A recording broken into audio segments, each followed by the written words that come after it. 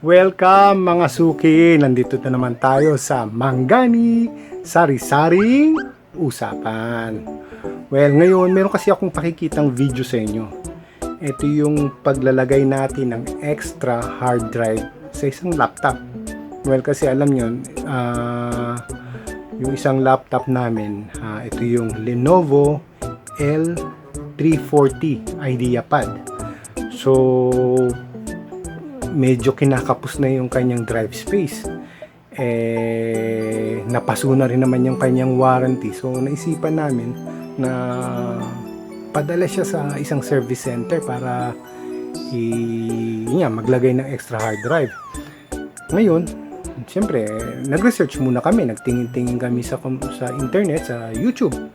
Tapos nalaman namin na kailangan pala ng caddy. Ito yung pinaglalagyan ng hard drive mismo, kasi pag nilagay siya doon sa loob ng laptop, hindi siya basta ikakabit lang doon. Kailangan siya ng ekstrang lalagyan, yung caddy nga na tinatawag.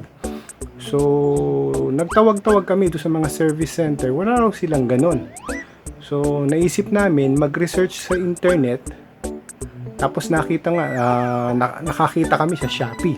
So, manggagaling pa siya ng China. It worth about 1,300 pesos.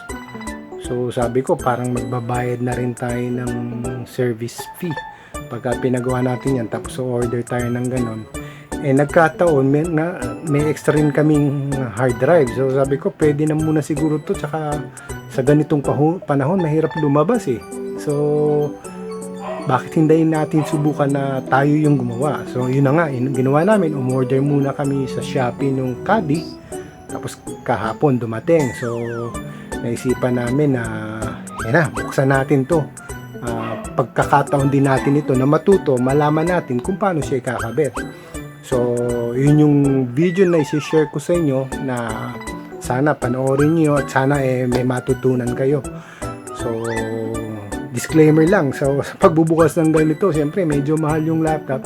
Ingat tayo ha, kasi ayaw nating may ma-damage o pati tayo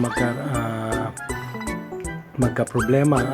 Hindi lang sa computer, baka makuryente o ano, hindi naman sana, pero basta wag lang naka-plug or ano yun. So ito, panoorin niyo kung paano namin ginawa yung pagdadagdag ng extra hard drive.